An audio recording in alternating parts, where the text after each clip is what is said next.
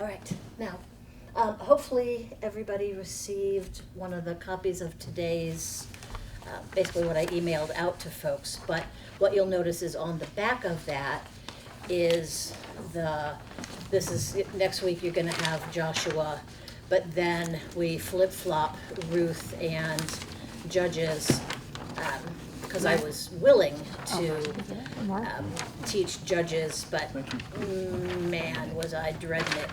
And Scott was very disappointed that he wasn't going to get to teach Judges. Really, I adore him, he's great, but I just did not understand why he wanted to teach Judges. And I was very sad that I was not going to get to teach Ruth, because it's just my favorite. And so we were just like, well, why don't we just switch them, because we can do that. So we did. So there you go.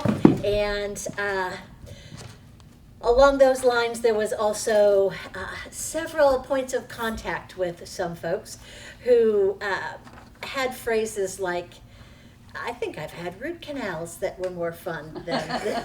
So what I would like to share is I have done this, Bible in a year, or you have to read through, and if my first introduction to Scripture were to read through this way, man, I would not be doing this. This is not my way of learning. And thinking back on seminary, if I had been introduced to Scripture, I call this a seminary's approach, right? If I had been introduced to Scripture this way, I'm not even sure I'd be Christian, right? Because this is not my learning style. So there's not a right way and a wrong way. Everybody has a different style of learning and going through. So if you were one of those folks who bumped into me this week and was just kind of going, when does this get better? It's possible that BibleProject.com is for you. All right, so a summary of Deuteronomy is a little over 6 minutes, and in cartoon form.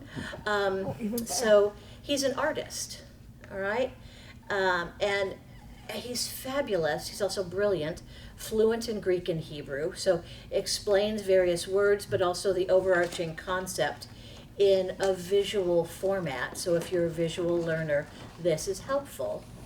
And also, if you're a parent or grandparent, one of the things that I have found fascinating in teaching younger folks is you can download everything from the Bible Project website, and you have a file. And if your little people want to control their own world, anything in there they can click on and choose their own videos. 2 to 3 minutes to maybe a maximum of 12 minutes, right? But there's nothing in there you wouldn't want them to see, and it is so helpful for them to there's nothing they can't begin to learn and absorb from the earliest ages. It's fabulous. So from adult learners to children, it's great. Every book in the Bible, it's there, but also then, so what is this concept of the Son of Man? You can explore that. What's this concept of atonement? You can explore. So this might be helpful. In addition to what we try to email out to you to say, here's this overarching, this might be helpful, all right? And please stick with it. I do promise it does get a little better from here. First of all, the book of Ruth, 4 chapters. You're going to be fine, okay? But we start having a little bit more of that narrative form coming in, and it gets a little better. All right? I promise. All right. Anything more on this before I move forward? Are we? All right. So we're in, I guess, maybe this question. Anything about the first 4 books of the law up to this point? Okay, so we now have our 5th book of the law. We have Deuteronomy, so Genesis, Exodus, Leviticus, Numbers, Deuteronomy. If you come from a very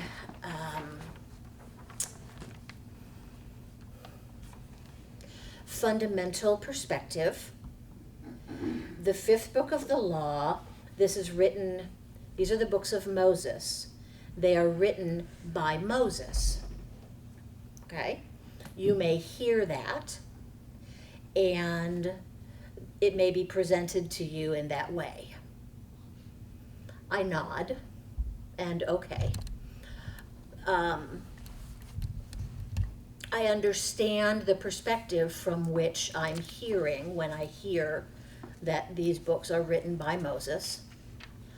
Internally, I don't say this out loud, internally I think to myself, it's quite difficult for an individual to write about your own death and your burial. But okay, these books are written by Moses. Okay. It's a narrative, it's a way of talking about, these are the books of Moses. If Moses is the giver of the law, then these are written by Moses.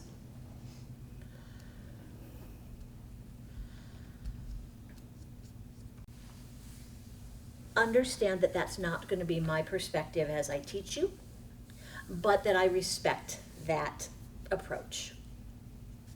Okay? Deuteronomy, as the last book, has Moses talking to the second generation of those who have come from that Exodus experience. The first generation is not worthy to enter the promised land. Now, however you feel or want to understand that unworthiness, okay, this comes from what we learned in Numbers in terms of how that happened. It also is a numerical, right? So 20 years is a generation. So if you spend 40 years in the wilderness, second generation. So Moses is giving these sets of speeches to the people, the next generation, before they go into the promised land.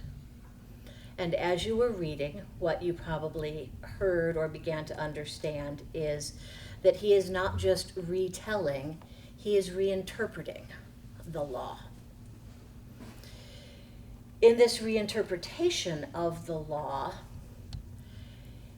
it's going to seem uncomfortable for us as we read this and make a comparison and say, okay, in 2023, these laws are a bit uncomfortable. But you might want to compare these laws to any laws that would have been compatible at the time. So if you wanted to look at Hammurabi's laws, you would say, oh, this approach compared to this approach, different. All right, now I begin to understand. Not fair to compare the Deuteronomic law to the Constitution. Okay? Not fair. But you want to be able to see the context in which it was written. All right? So we had some of this begin to come up where, all right, so you take your women and your cattle, and there it is. Like, excuse me? But, all right, how do we begin to understand that in context? Because in 2023, if you're going to compare me to cattle, we're going to have some words. Not going to be the case at the time. All right? So I'm going to pause here for a moment, and I'm going to ask for questions or comments or... I guess as I read these books, I just recall back in at least our first or second meeting how we talked about who was the one who really wrote these books, Yep. how they were interpreted, how they've changed over the years based on the dialect. Yes. Right. So with all that said, when I read it, it seems goofy in a lot of ways, but I think to myself too, well, it's progressed in these different versions of the Bible over the last 2,000 years, right? But could pick different pieces out to talk about kind of what the law is, the law of humanity, the law of interpersonally with other people, and those kind of things, and how that a lot of that still hopefully resonates today. Yes. Absolutely. And so, yes. So I was not planning on going here, but you opened a door, so I'll go here. So Deuteronomy 6, verses 4 and 5. I'm going to drop my pencil, sorry about that. All right. Anybody willing to read for me? Sure. Yeah. 4 and 5? Yes, please. Hear, O Israel, the Lord is our God, the Lord alone. You shall love the Lord your God with all your heart, with all your soul, and with all your mind. Mm-hmm. You want me to go on? Yeah, that was, yes. Keep these words that I am commanding you today in your heart. Recite them to your children. Talk about them when you are at home and when you are away, when you lie down and when you arise. Bind them as a sign on your hand. Fix them as an emblem on your forehead. Write them on your doorposts and on your house and on your gates. Yes. All right, so that first part there, of course, is what we call the Shema, right? Hear, O Israel, the Lord your God, the Lord is, okay. That central teaching that, right, the Lord your God, the Lord is one. But then it goes into, right, you will teach this to your children, you will write this. And the words may have changed just a tiny bit, but not. And how does it go from one generation to the next? And that this is that teaching. And the Shema, Hear, O Israel, right? It's not just, hear, but pay attention. Listen up, right?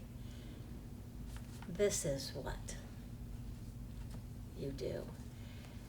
And you will notice as you're going through, or maybe you noticed, if there were a deeper study into this, as Moses is giving his speech, Hear, O Israel is at that beginning of his speech as he breaks the speech parts into. So, Hear, O Israel, and then he goes into the next speech. Hear, O Israel, I tell you this. Hear, O Israel. So that's another way you know that the speeches are getting into a new point of teaching matter. And then one of the other pieces, and just by way of how the language changes, and we haven't fully addressed this yet, but I think that we will. So,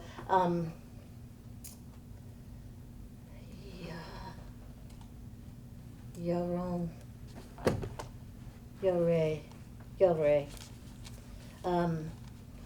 The word that we most often translate as, right, so fear, but it's, think of it more in terms of revere the Lord your God.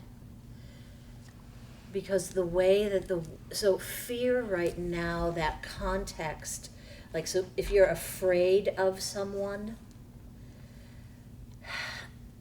that punishment, that you're afraid because this person has done something horrible to you, there's trauma involved. You're not afraid of the trauma God has done to you, right? At least God hasn't done it. Sometimes people have caused you trauma in the name of God. That's a different thing. But revere the Lord your God because of the awesomeness of God's quality and what God is this awesome being. Yes, can create life, and yes, that aspect of understanding. There can be fear in the one that can create life and death, but think more of that revering quality, because it comes from that place of honor, right? Rather than that place of fear and trembling. So I just wanted to make sure I bring that up when you hear that word in terms of fearing the Lord. That is really helpful, because I always really had a hard time reconciling the God of the Old Testament and the God of the New Testament, and I'm like, this doesn't mash. Like, it made me really feel like the Old Testament was kind of not really a part of what I learned in Sunday school and growing up in the church. I was always like, this is kind of a different thing. And that was a big piece of it. Like, that's really helpful to go back and be like, yeah, change that word, because fear is so negative in its connotation. Yeah. So I find that really helpful. Okay, well, thank you. Thank you. And along this fear line, this revere line, I want to tackle or perhaps unpack what we understand as Moses is delivering these speeches. We also know that Moses does not enter the promised land, right? And we have this understanding that, all right, so Moses struck the rock rather than doing exactly as God has commanded. And so in Deuteronomy, it seems to be as if, Moses is saying, but I choose, I'm not going, this is my choice, but this is, all right. Part of what can be explored as you begin to look at how rich texts can be.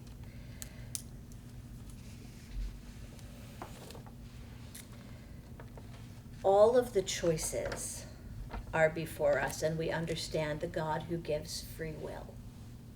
Okay? At the same time, let's begin to look at how, as we are living and all things are possible,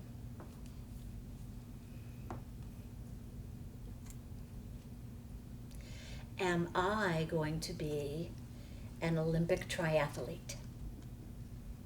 It is okay for you to laugh. Okay? So naturally what I'm going to say is, well, I've chosen another path. Just like Moses did. Go. He actually, in my version, he said, the Lord was angry with me because of you. And so I'm like, he's turning it on me. I'm like, it's your fault. There was finger pointing back then, too. I'm like, Absolutely. Absolutely. Yeah. But so let's take that one on and let's start tackling that too. So let's talk about qualities of a good leader.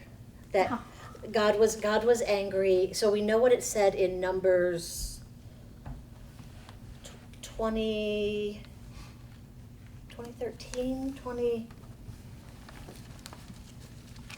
Anyway, we know what it said in Numbers, and I'll find you've got the Bible I was using there, I don't remember, but it was Numbers 20 something when Moses was commanded, and he didn't. But, and if we had spent just ages studying the Genesis text about the Adam and Eve story and blaming another, we understand how God feels about, just pointing the finger. But you made me. So, yeah, it's 20. Listen, you rebels, shall we bring water for you out of this rock? Then Moses lifted his hand and struck the rock twice with his staff. Water came out abundantly. And the congregation, well, see, that's why it's okay to blame the Israelites, don't you know? Because he said, listen, you rebels, shall we bring water out of this rock for you? There it is, see? It was their fault, don't you know? Because he was yelling and blaming them in Numbers. So there you go. So, I love it. Oh my gosh. Yep. So qualities of Moses as a leader. Let's delve into this. Go. He wasn't a leader from the beginning. He didn't want There to be you a go. leader. See? Yeah. Aaron had to speak for him. Yes. He kept saying, I don't want to do this. You better find somebody else. This isn't good. And yet, kind look at the development of Yeah. him. At the end, here he is giving these long speeches to the people. You know. Yes. Yes, he could do it if he Yes. wanted to. Yes, Yeah. he could. Yeah. See? But he Developed wasn't a lot of without flaw. self-confidence. As there's no human without flaw, right? So he Yes. still had to blame and point. His whole ego couldn't take the fact that, you know, I disappointed God and I disobeyed what God wanted me to do. This is what happens. I'm a living example. But he couldn't say that. He had to say on your account, you know. Uh-huh. Just like the rest of us. See? Moses, the Don't painfully touch human leader. Yes. Yes, Yes. absolutely. Yeah, that's what I saw. It's a very human Yes. thing. He responded to God like, "What are you doing this to me? What's the matter? What's going on here? I can't stand this." You know, and that's how I feel that these people are. Maybe they're inspired by God, but they're still human. That's right. And we have a big difference between God and humans. Yep. Yes. And we can't get there. I mean, we can only do our best. And so you don't revere Moses, you have to revere God. Yes. That's where I come Yes. from. Absolutely. He's gonna help me, but I gotta do it with God. Yeah. Absolutely. Absolutely. And the unfolding, I mean, we have this unfolding of this covenant that is coming into play in all of this. And so what does it mean to be a covenant people? And, you know, in the end, Moses is saying, you know, this is what you have to do. Yeah, but I know you're not going to do it. But this is what you have to do. But you're going to fall short. But, and there we are, right? This is what you have to do, but you're going to fall short. But this is what you have to do.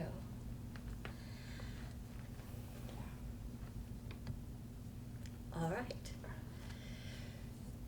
So what does it mean to try and live as a covenant people?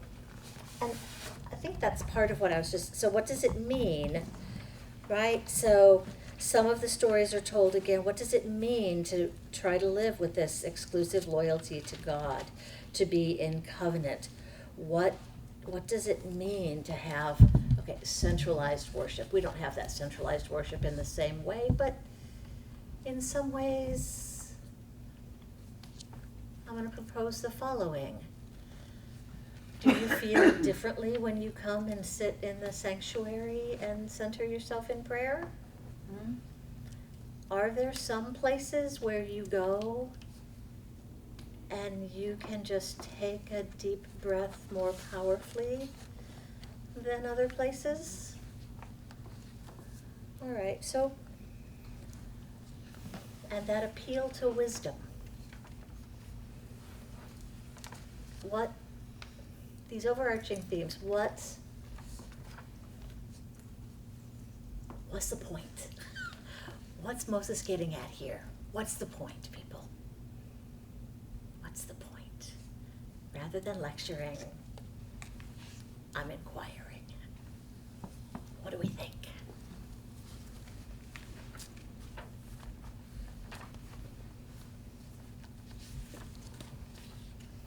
God's ready to bless the Israelites by giving them the promised land. But before they go in there, he needs to prepare them and he needs to give them this laws. Now, of course, Moses is disappointed because he knows they're going to go back. Once he dies, they're going to go back to. But he's setting the stage for the rules, for the kings, how they must behave, for the servicemen, for the Christian. He set the rules, but he needed to prepare them before just giving them, like you said, the first generation, they were exiled because they rebelled, but the second one, they were ready to receive what he promised their ancestors, but he needed to prepare them. They could not just go in lying, so. There's a really key piece there, that the laws are there for the king. I mean, so the kings don't make the laws are there for the kings, right? And that the laws are there for the priests, and the laws are there, so there is nothing and no one above the laws of God, right? And that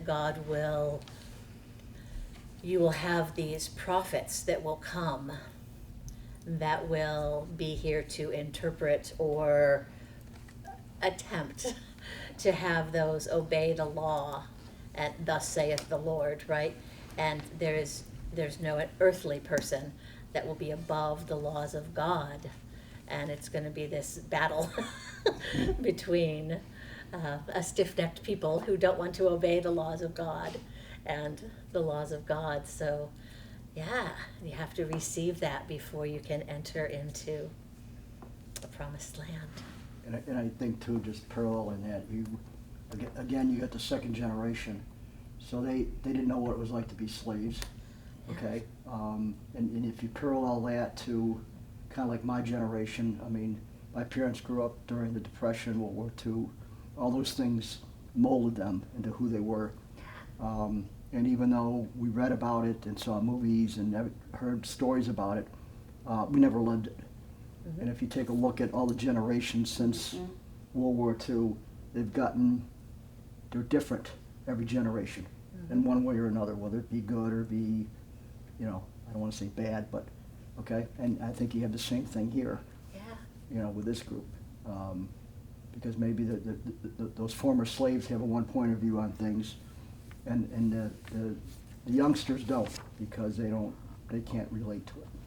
Yeah. They just want the good stuff. They don't want to work for it. I don't want to say they don't want to work for it, but What are you saying about the younger generation, though? what? Same thing that my parents said about our generation. But that's spot on. Yes, absolutely. Right?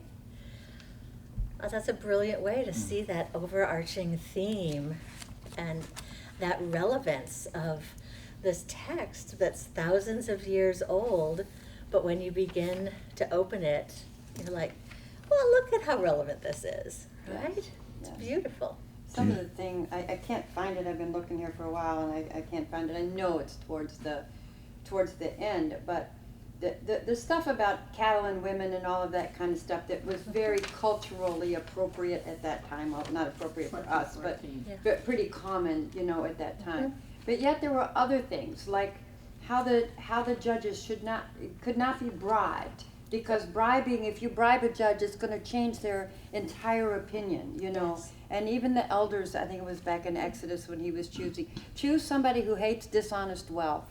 So Yes. the folks that God is putting in charge, they really have to be good, ethical people, and that we can very much relate to today. Yes. And the way that they did judge, most of the things took place at one level, but if they could not fix it, go to the priest and another judge. There's our Supreme Court, right? Yeah. I mean, we can see how some things have been taken, especially in the ethical realm. Yes. The treatment of women aside, but there are some ethical ideas in here that are still quite applicable today. Absolutely. Yeah. Absolutely. Yeah. Beautifully said. I wish I could find it, but it's towards the end. That's all I know. We'll get it. We'll get it. Yep.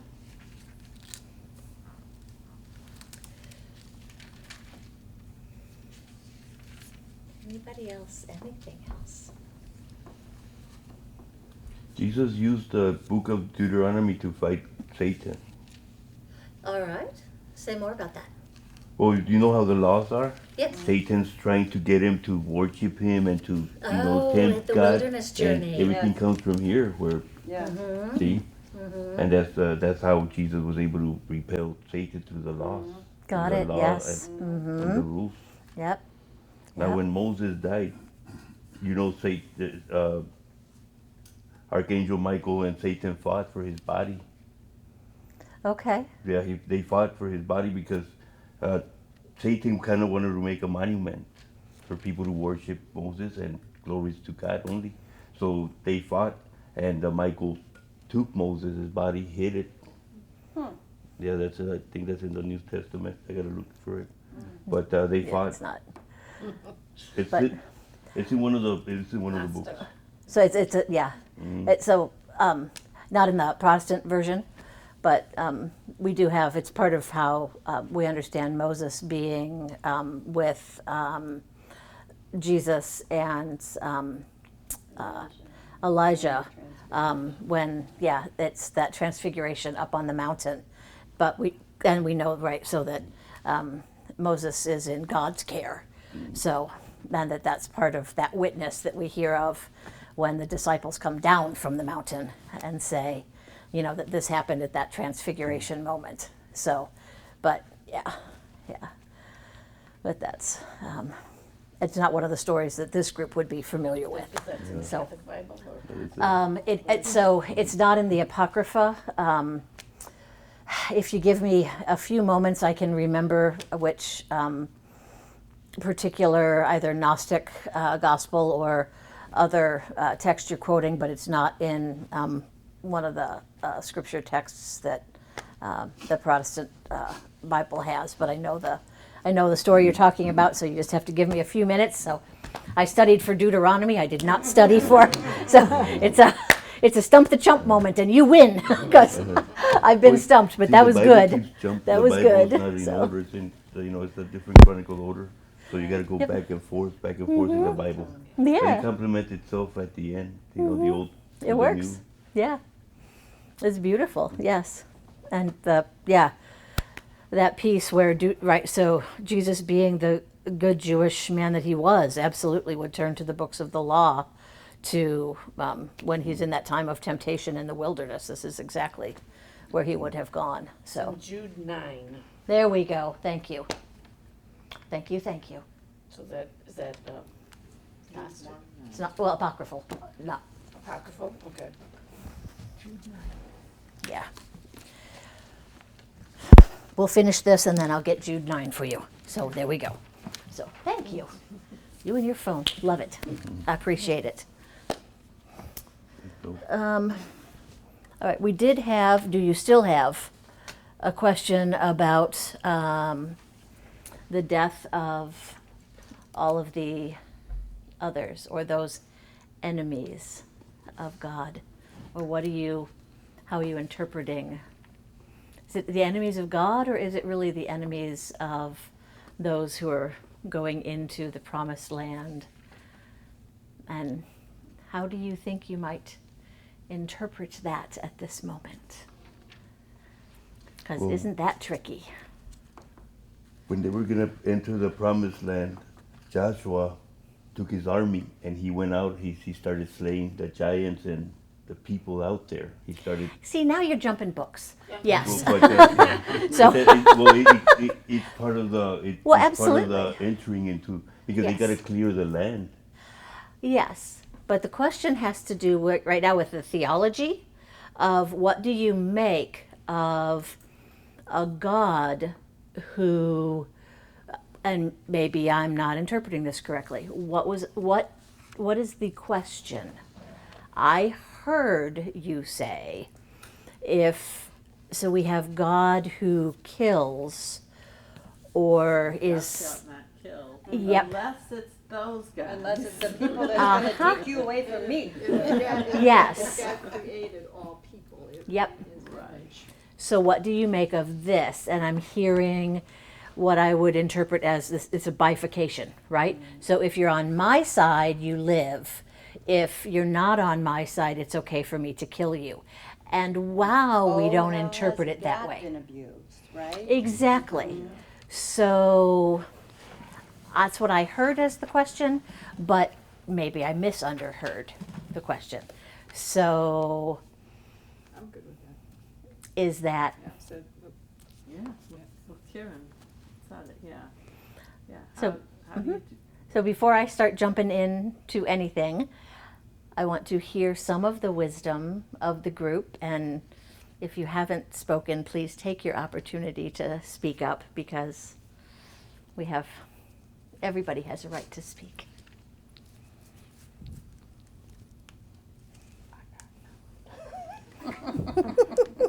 I got nothing right now, Pastor Miguel. God is a jealous God. You got it for me. He made us in His image. He gave us everything. He took these people out of the land of Egypt. So when they started multiplying and separating, they started worshiping all these gods, all this other. God gets mad at that. So that's when He sends out like the Benjamites and whoever He had at that time working for Him to get rid of them. You know. But God had not done that yet. So if we are looking at this story at this moment, we have, and that's what makes this interesting, because if you're looking at a larger historical perspective, you can see that this book, of course, comes at a later point in history. And so you're looking back at a people who are theologizing on a past event and therefore writing to make a reason and a way for what had happened. So we won this battle, so it must have been God's will. Okay? Any And more if- questions? Yeah. And if we're able to do this, then, right? And then that opens the door for then trying to understand, as you continue to learn and grow in your faith, how do you evolve in your relationship with God, in understanding that perhaps it's not God operating that way, but you're operating that way, blaming God. Because we love to blame. And Put my finger. that's it, right? But then what does that mean then in terms of faithful relationship with God, and then faithful relationship with the rest of humanity, and then your responsibility and accountability as you move forward in history, right? Because if God is a God who is with you through all of history, and God is, and God remains faithful to you, no matter what you choose to do, and sometimes our choosing is a little iffy, right? But then how do we begin to see what our choices have really led us to do and or believe about God, right? So, and that's that complexity of understanding exactly when the various books were written and how that reflects back on history, and how this particular book of Deuteronomy and its time and place and when it was uncovered, and I mean, and it's leading to that holiness code. So I mean, all of this plays into it, which is a powerful thing to see, because it really it played a powerful part in the Jewish history, and it's beautiful. But that doesn't necessarily mean that God is saying, yay, Ra, go ahead and kill all of your enemies, and I'm in favor of that because I don't care about those people. We don't get to choose that, right? So God loves all of God's creation. So, yeah. When we think we have the right to choose, that leads us to a very dangerous place. Did I go too far on that one, or? I think another way to think about it too, though, that we can truly identify with is some of the stuff that's going on today, Yes. and how we no longer can have really good discussions just because we have a difference in opinion or value or Yes. something like that. We have to demonize the other side. Yes. And when you demonize the other side, somehow then that gets turned to it becoming a religious argument. Well, they're not good Christians, therefore let's annihilate them. Right. And we hear that rhetoric today. It happened during the Crusades, you Right. know, and it's in the name of God that folks are actually doing that, you know. But the sad part and the compassionate part that I think that we have to get to is that they're blind. They don't see. And that commandment that says, do not misuse the name of God, Mm-hmm. they've lost sight of that. I'm reluctant to say they, because whenever I do that, I always think, well, what have I lost sight of, you know? Exactly. But, so there's some humility with that, but we can understand this attitude if we truly think about it, you Mhm. know? Definitely. It's easy to say, God hates you, therefore I'm gonna do away with you, you know? Yeah. Because the God that I know says you can't do certain things. Right. Yeah, and you know, I know what's right, and you don't. Right. You act Mhm. like this, that we're done. We can see how that happens. Mm-hmm. Yeah. Yeah. And that's why if you can keep your sight on how God sees things, and he doesn't, not judgmental, and he doesn't do these, and it's like, oh, this is too hard for me. I don't know if I can handle this one. Because it is, you have to look at everybody and judge every person, not they. When you say, Right. when you start saying any, They're all I don't us, care what really. the group is, they, then you've compartmentalized. Right. And, I'm sorry, but God Right. doesn't do that, and we Exactly. shouldn't do that. You're So, very right. if you're trying to stay in step with God, it's hard. It is. Because it's easy to start to get judgmental, and, because God gave us these stupid brains that just don't work, right? That's Get it right. on route. You know, I mean, he did, he wanted us to think for ourselves. Yes. And sometimes our thinking isn't working like God wants us to. And I think that's frustrating for God. Like, what did I do? And I mean, I see some of that, like, from the way they used to, God, I don't know what with these people, but this is not good. And, you know, it's like, well, God, why did you make a mistake? What were you thinking? So but I think it's because we do have our freedom to think. We do. And we have to learn how to use that and keep it in line with the way God thinks. Mhm. And that's not easy. It's not. If it were easy, everyone would do it. That's right. So, yeah. We'd all be in the promised land, eh? There it is, right? But that is the challenge. So, to have free will and to use it wisely. Okay. Okay. Perhaps we deviated in some ways, but really we did. I mean, we covered. There are 4 speeches. It was the interpretation / reinterpretation of the law as the children are preparing to enter into the promised land. Moses does not get to go. We are there on the prep. I'm sorry. Because of that. Oh, yes. Yes. Struck the rock. Boom. We are on the precipice. Do some of the laws seem to change? I mean, I didn't Yes. keep total, you know, I didn't go back Yes. and check everything, but like, I thought I read something different there, like, you're only Mhm. supposed to You did. sacrifice here.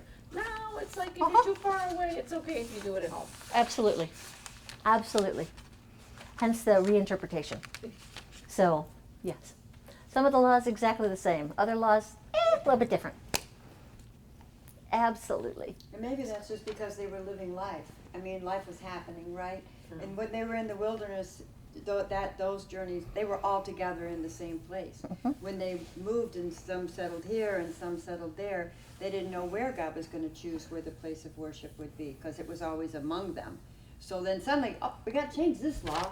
We can't have that, you know. So we can again see the evolution of just human beings and how they were living. And like the sacrifices, sometimes it was like, well, you burn them. The other times you give it to the priest. Other times it seems like you're just eating it yourself. Yep. That's exactly right. That's right. Just be sure to say thank you. Say grace before That is you- exactly right. But then only the priests are supposed to be eating. It's kind of confusing. But then that changed. It's very confusing, and so you can look at that as a curse, or you can look at that as a blessing. So it's you decide how you want to go with that. But in the end, one of the most brilliant rabbis that I studied with this has to do with if you understand that from the very origin of the people, what you have is this flexibility and this understanding that things move and change, then you understand that as you as a people begin to grow, to move and change, then what you are doing is able to honor God in the midst of how this changes as well. And so you can always be growing, and God grows with you as long as the intent and the covenantal piece is there in the midst of the changing. And so there's nothing that is stagnant, but right, God moves and grows and goes with you in the midst of all of that. And so I was like, okay, that works. Now, it was pages and pages of that explanation, which was beautiful, and I just gave you this much of it, but it made a lot of sense. So, yeah. But yes, you're absolutely right. Things changed, and you'd be like, now wait, but you said, yes, I did, and now I changed. So, and I we've, hadn't thought of it before, but since Mark talked about the generations, again, the reinterpretation generation to generation might be a little bit different too, just because. But part of the speech is like, you yourselves remember being in Egypt. I'm like, no, they didn't. Right. I just said that. Yes, yes, you're exactly right. So, but is it possible, I mean, we say that Moses wrote all Yeah. five Right. books, but we also know that Moses probably didn't. Absolutely. So is some of that reinterpretation from another author? could be. Especially if it was during the exile that it was written, and they were trying to justify. Well, seems so like much it's- was spread by word of mouth too, right? Yes. Like so much was not written or people able to read it, so you were gonna lose some translation there too. Absolutely. Or it could be quite intentional, because the Haggadah is still when we were slaves in Egypt. This is what you did for us, right? And so as you celebrate the Passover each year, you read and you tell it that way. And not a single one of us in 2003, right? 2003? 2023. Just lopped 20 years off. So apparently I need not water but coffee. So anyway, but it's still. So what please. do rabbis today, what do like Orthodox Jews today think? Do they think that God wanted them to go kill all these people? Or this is people's interpretation? I haven't read an Orthodox rabbi's interpretation of the question that Lisa asked, but I also have not heard an Orthodox rabbi speak in favor of murder in any of the things that I have heard either. I can go in search of that for you, but it would surprise me greatly if I were to find one of those. But I'll go search that for you. So, and I know exactly which websites to go search. So, but I have not. We're not promoting eye for an eye or. No, Yeah, no, that sort of thing. no, What That's about the Old sacrificing Testament. animals? That's the Are- Old- no, are- no, Yeah. no, the legal. nope. We don't But is that sacrifice only because animals. there's We no don't. temple, or Pray for those how who did, why, persecute is there Well, another reason? Your well, animals. definitely because there's no temple and there's no need for that, but also because God doesn't require Right. that. There's not. But what stopped them? We have Christ that stopped it, but what stopped Right. Changing culture, don't you think? Yeah. And it was an agrarian culture, so Absolutely. most things were readily available. Just Certainly money So now is there's the- just not enough rain. Yeah. Not today. There's just not enough rain. They started eating them all and didn't have enough to sacrifice. But if you think about it, so you had the 12 tribes, you had what, maybe 200,000 or 300,000 people? I'm trying There's to a lot of remember. people, there were a lot of people. Okay, million. and There so, were- Yeah. there it's- were a right? lot. Supposedly So- 2 million. Yeah. I really That's don't believe it.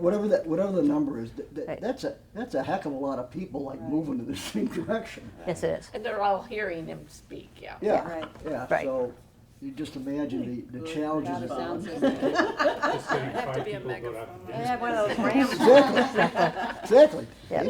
You know, so, I mean, back then, I mean, being able to communicate, you're out in the woods, you're out in The wilderness. and- Yep.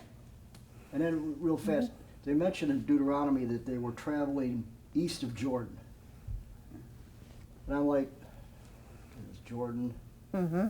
east of East. Jordan's Iraq, Huh? right?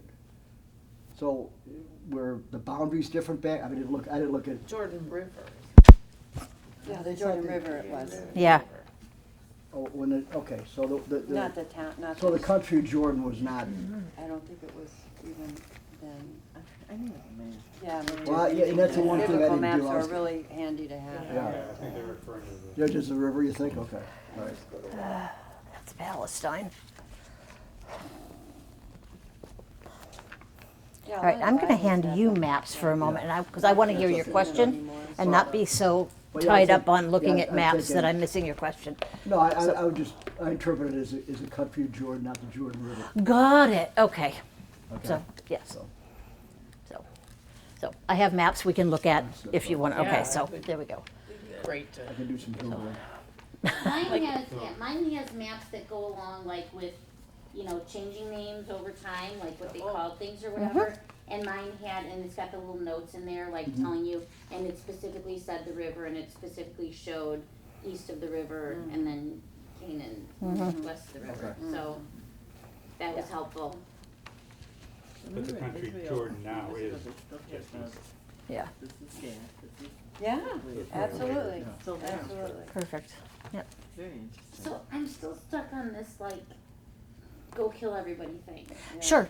Okay. So, what is the, I mean, I don't know if it's the consensus of this group or the consensus of the, you know, Jewish leaders or whatever. So where do we land on that? Or are we just like, Okay.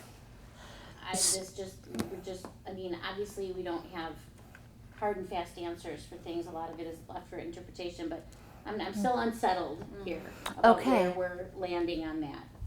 All right. So, again, I can only speak from a perspective of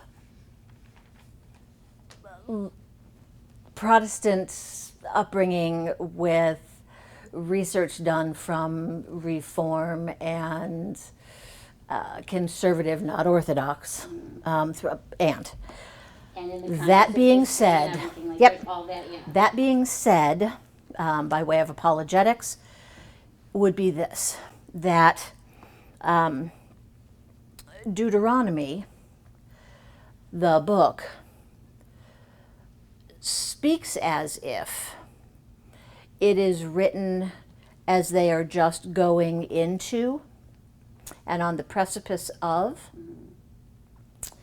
Historically, however, the writing of Deuteronomy certainly comes after that, which means you have a people who have already conquered And are reconciling and are looking, the whole. yes, Okay. and are looking back. Okay, that's what I thought And- you were saying before, but I'm like, I Yes. needed it spelled out. Yeah. Okay. And so Victory gets the pen.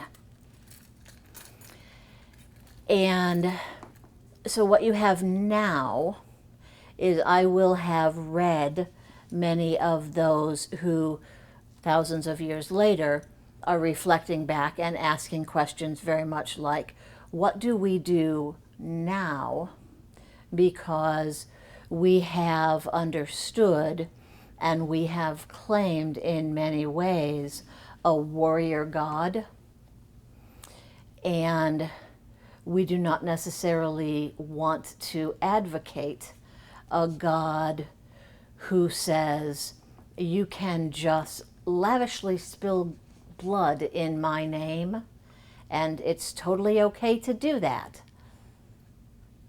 when in fact you are cherishing. So there is a reconciliation piece that has to come into play here if you are honoring your neighbor and working for peace. And not that this is happening well if you're looking at anything that's happening in the Middle East as of late. But, and by late I mean, the past, 2,000 years, yes. So, but I'm an Irish woman speaking about this, and what do I have to stand on? Certainly, shout out kneecaps. But it's an area of struggle for all of us, because not only do we have this perspective of who God is, but it's not this is who God is if you are Jewish. This is who God is for anyone who has been raised in the Christian faith. This is who God is. So these are the holy texts, and we all have to wrestle with this and then begin to understand what's that historical context and what have we been doing in the name of God, and how then do we begin to come back and say, okay, here's what we have done, and here's how we need to be accountable for this, and here's how we understand this now, in the same way that we have the laws in the book of Deuteronomy and we can compare them with the laws of Hammurabi.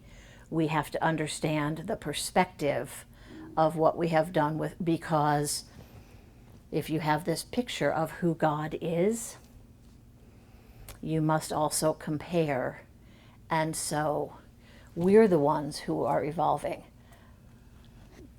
Our understanding of God also evolves. God remains God, but we change and grow and evolve. And it is incumbent upon us to then take ownership of that. So God's not in question. We are. So, yeah.